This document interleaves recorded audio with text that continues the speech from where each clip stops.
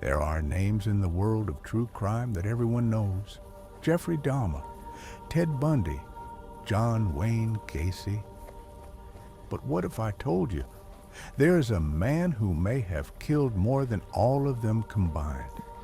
A man who called himself the Monster of the Andes. A man you've probably never even heard of. His name is Pedro Alonso López, and his story is one of the most chilling, horrifying, and unbelievable in criminal history.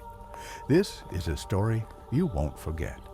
Pedro Alonso López was born in 1948 in Tolima, Colombia, a country scarred by violence and poverty. His life was destined to be dark from the very beginning. His father was murdered before he was born. His mother, a sex worker, raised him among 7 siblings in extreme poverty. At the age of 8, López was kicked out of his home after his mother caught him molesting his own sister. Alone on the streets, he was quickly picked up by a pedophile who kidnapped and repeatedly assaulted him. López would later say this was the moment his hatred began. He survived by stealing, by lying, and eventually by killing.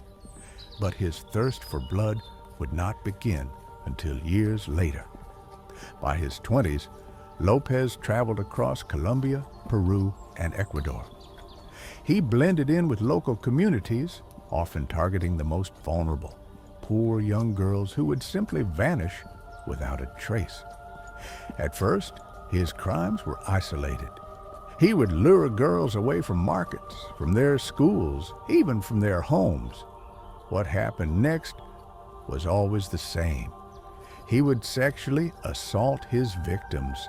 Then he would strangle them. He would later confess that he loved to watch the life drain from their eyes. He called it a moment of pure pleasure.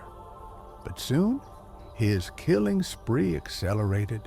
By the late 1970s, girls were disappearing at an alarming rate, sometimes 2 or 3 in a single week. In Peru, López was nearly caught.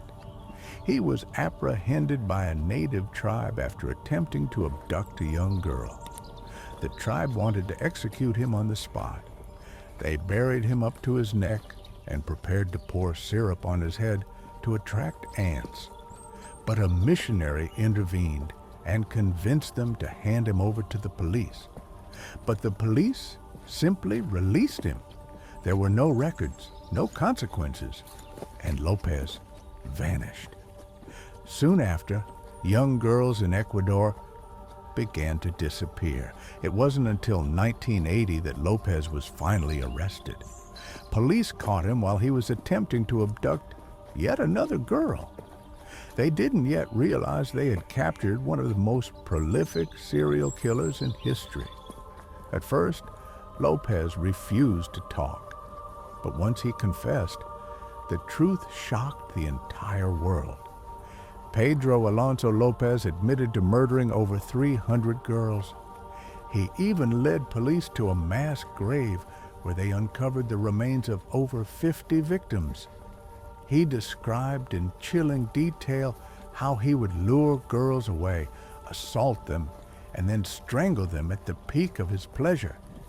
He claimed he sometimes killed as many as 3 girls per week.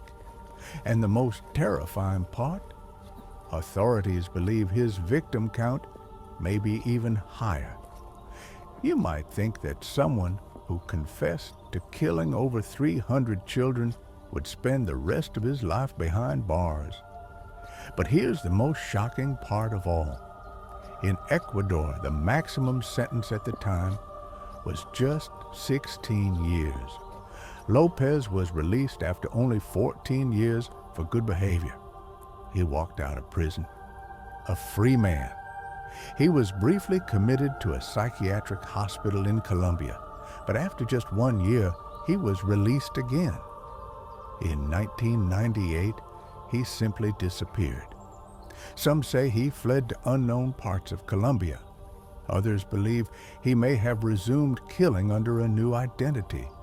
Authorities issued a warrant for his arrest in connection with a new murder in 2002.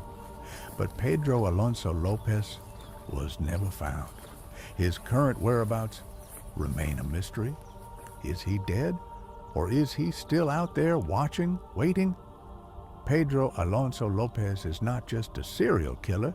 He is a terrifying reminder that evil can slip through the cracks, that sometimes the worst monsters aren't the ones we hear about on the news. Sometimes the most dangerous ones are the ones we forget. Thank you for watching. If you want to hear more chilling true crime stories, don't forget to subscribe, leave a comment, and let me know. What's the scariest unsolved case you've ever heard?